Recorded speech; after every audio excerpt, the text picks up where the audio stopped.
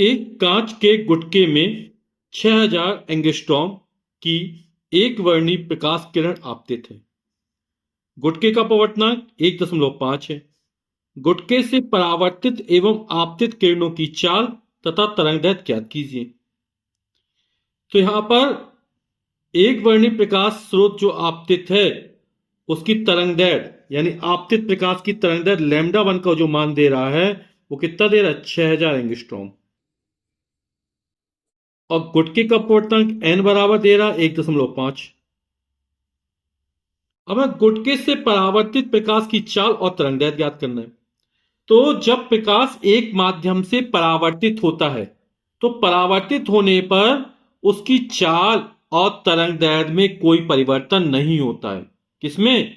जब प्रकाश परावर्तित होता है, प्रकाश जिस माध्यम से आया टकराकर उसी माध्यम में जाने की प्रक्रिया को प्रकाश का परावर्तन कहते हैं।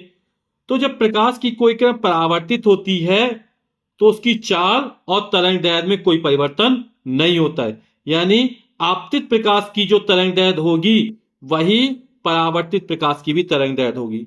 आपतित प्रकाश की जो चाल होगी वही परावर्तित प्रकाश की भी चाल होगी। ठीक है, तो अपवर्तनांक दिया गया है।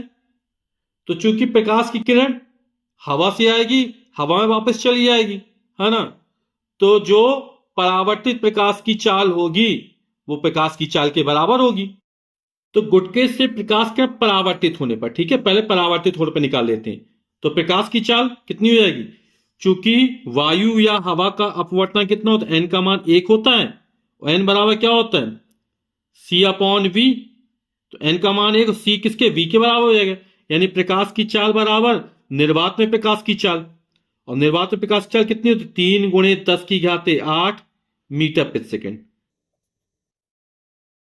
ठीक है, तो ये प्रकाश की चाल निकल आएगी v, किसके बराबर होगी, निर्वात में प्रकाश की चाल के बराबर होगी। प्रकाश किरण के परावर्तित होने पर आपतित प्रकाश की जो तरंगदैर्घ्य होती है वही परावर्तित प्रकाश की तरंगदैर्घ्य होती है।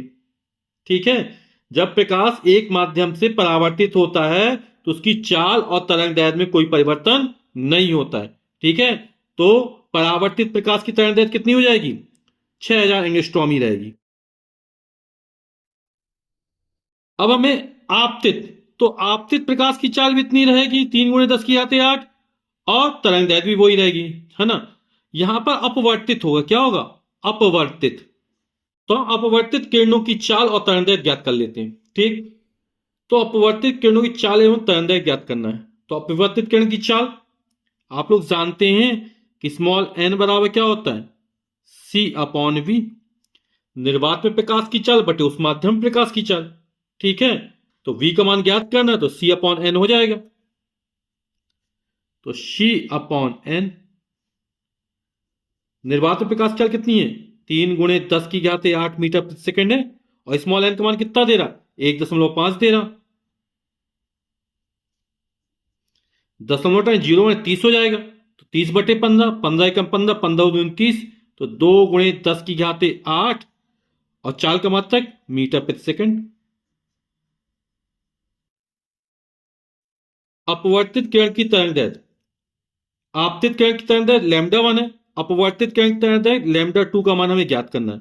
तो λ2 बराबर कितना हो जाएगा, आप लोग जानते हैं कि स्मॉल n अपवर्तनांक बराबर होता है λ1/λ2।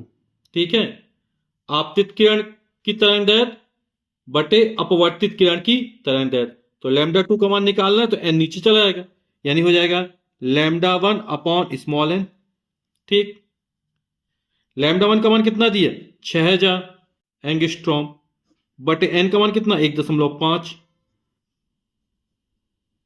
अपवर्तनांक का कोई मात्रक नहीं होता है, 0.0 बढ़ाएंगे तो हो जाएगा